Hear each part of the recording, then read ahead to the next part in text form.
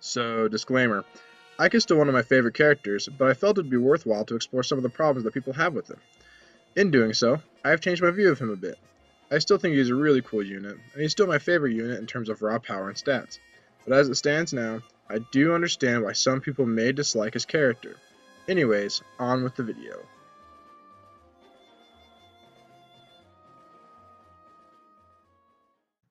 Growing up, Ike was my favorite character in all of Fire Emblem and possibly in all of video games. This game being my first Fire Emblem, I was looking at his character through rose-tinted glasses. Prior to this last playthrough, I hadn't played Path of Radiance in over 2 years, so in this my most recent playthrough, especially after playing through Fire Emblem Echoes Shadows of Valentia with its awesome main characters Alma Celica, I have come to this conclusion. Ike's character is not as good as I'd previously thought. The big problem with Ike's blind character is that it's inserted everywhere in the game, even in spots where he doesn't belong. You may be thinking, of course Ike would be at the forefront of the story, he's the main character. But there are so many places that the story could have been improved simply by replacing him with a different character. For instance, Ike and friends are traveling to Benyon by boat, but they run aground on Goldoan shores. Goldoa is a land ruled by dragons. By their law, intruders are to be put to death. Ike, being the naive boy he is, runs off the boat to be met by none other than the Prince of Goldoa, Kurthnaga, and his retainer. The Dragon Prince lets Ike and crew go simply because Kurthnaga is a good guy.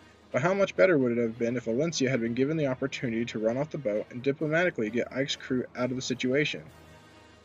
The meeting with Empress Sanaki prior to the Battle of Chapter 14 comes to mind as well. That also could have been handled by Valencia on her own, but Ike and his stale character have to be present. I hate to keep comparing Shadows of Valentia to Path of Radiance, but look at its story. So many characters were allowed to spend time in the limelight. Gray and Tobin will often have conversations that drive the story forward. The same goes for May and Bowie. It would have been great if we saw more of that from the mercenaries. Is this complaint more about the writing than Ike's character? Yes, but the writer's tendency to center on Ike becomes an issue with Ike's character. After considering Ike's poor story contribution, I thought I would read his supports. I generally believe that in a good Fire Emblem support, there should be some character building on both sides. I want to know more about both people in the relationship. That is where Ike is severely lacking. His supports center around training and food aside from a few. Those are largely the complaints that others have with Awakening and Fate supports. His only supports that really stick out to me are with Ranulf and Alencia. Even those are pretty bland. Here's an example of the badness of Ike's supports. This is Ike's B support with Soren. The green text is Soren, the blue is Ike.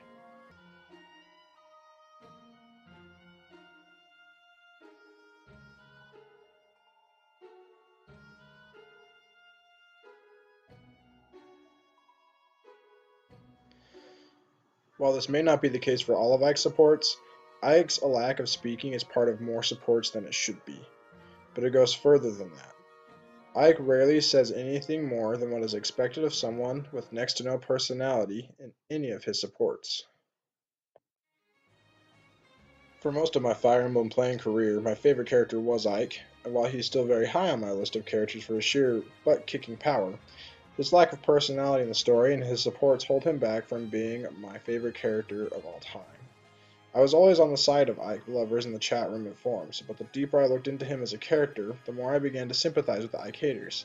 I love Ike, but I hope all can look at him objectively and really understand why his character is criticized.